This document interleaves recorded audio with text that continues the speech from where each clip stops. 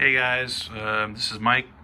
I'm here with my 2013 JK Wrangler, and I'm installing the Roadmaster Brakemaster system so I can tow it behind my motorhome. It uses air supply from the motorhome to supply air to the Jeep, which there's a cylinder that connects to the brake pedal into a bracket under the seat, and the air from the motorhome, when you step on the brakes of the motorhome, it supplies air, and the cylinder will push the Jeep brakes. So look that system up, Roadmaster Brakemaster, and I'm assuming if you're on here, you're also maybe looking for some hints on installation. So this is actually my third install on doing this system, first time on a Jeep. So I'll go to the front here first real quick. So here's the front of the Jeep. I have an AEV tow bar, AEV bumper, which is an aftermarket bumper, and Blue Ox sells this tow bar, which so here's the tow eye right here. You obviously have one on the other side, and Blue Ox makes this bar that bolts in between the tow eyes. The tow eyes aren't quite thick enough to hook to by themselves, so Blue Ox makes this bar that goes in between, so you have your quick connects that fit in here and quick lock in, and that's where you hook your tow bar to, one on each side. These plugs just keep the junk out. Here I have the connect for the air hose for the air supply. I'm not crazy about where I had to put it, but I tried to drill up underneath here, and it's such thick steel that I ended up breaking off drill bits and the self-tapping screws. Right here is the wire for the light on the dashboard of the motorhome. This sends 12 volts to the light on your dashboard of your motorhome when the brake pedal is depressed. And if you look on eTrailer, they have tons of videos, same on YouTube, on how to install all this stuff and exactly what it does. Here's my connector for the electrical for the Jeep, for the brake lights, the tail lights, and the running lights. And then here's my breakaway. This pulls out if the Jeep were to come loose somehow while you're towing it, and the brakes will get applied. So if the Jeep breaks away, obviously you're gonna lose your airline fitting.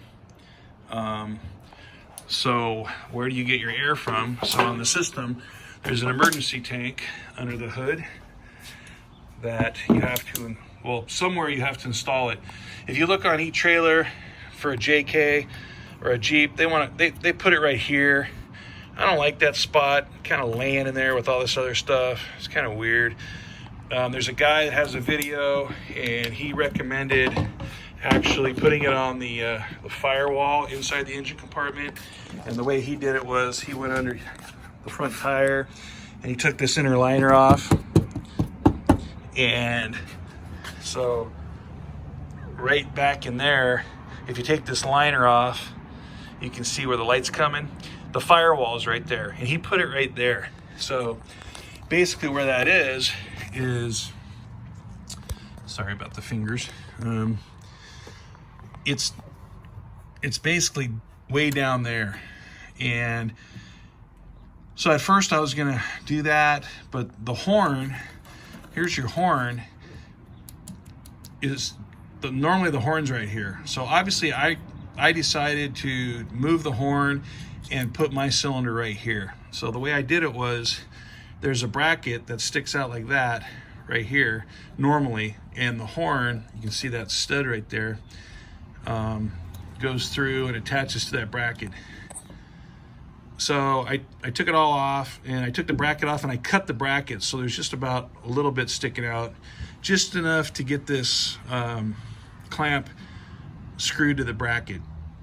So that clamp is screwed to the old horn bracket up here, and then down below you can see I put the second bracket there. I took just a cheap piece of L, like one of those little shelf brackets, a little one, and I cut it, and I used that and then screwed it into that plastic box down there. There's nothing in there. The screw doesn't go very far in, but it's certainly enough to hold this thing. to where, you know, it's not going anywhere. So, and then the horn, I plugged it back in, and I just zip tied it up here. I mean, I'd like it mounted better somewhere, but to be honest, it's just a plastic horn. There's actually 2 horns. I didn't even know that. There's one there, and apparently there's one right there in the front, to give you that dual tone, I guess. But anyway, and then the nice thing is, you know, you've got to have quite a few, there's some electrical lines in the air line that's got to go into your Jeep, down by your brake pedal. And I'm not going to get into all that. You can look at that on the e-trailer videos. But just right down in there is the hole through the firewall with like a rubber grommet thing that's really easy to push wires through. So just right from here, right down through there, you can run that stuff right down by your brake pedal from here. So that's how I did my Brakemaster, my Roadmaster Brakemaster system. And mainly I wanted to make this video to show you where I put the emergency breakaway cylinder.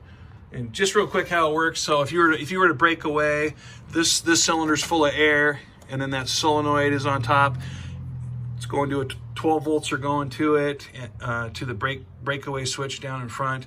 So Jeep breaks away, that breakaway switch on the bumper, the pin pulls out, and boom, it sends 12 volts to the solenoid to open, and the air in this cylinder goes to the cylinder on the brake pedal and presses your brakes while this thing's freewheeling down the freeway, and it'll stop so it doesn't just keep going and crash or kill somebody.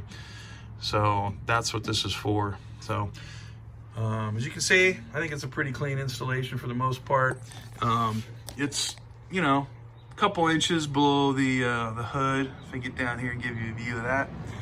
And I've got some of the lines running this way, and then the red one goes around that way. That's actually for a brake relay, which is something else you're probably gonna have to install in your Jeep, depending on the year.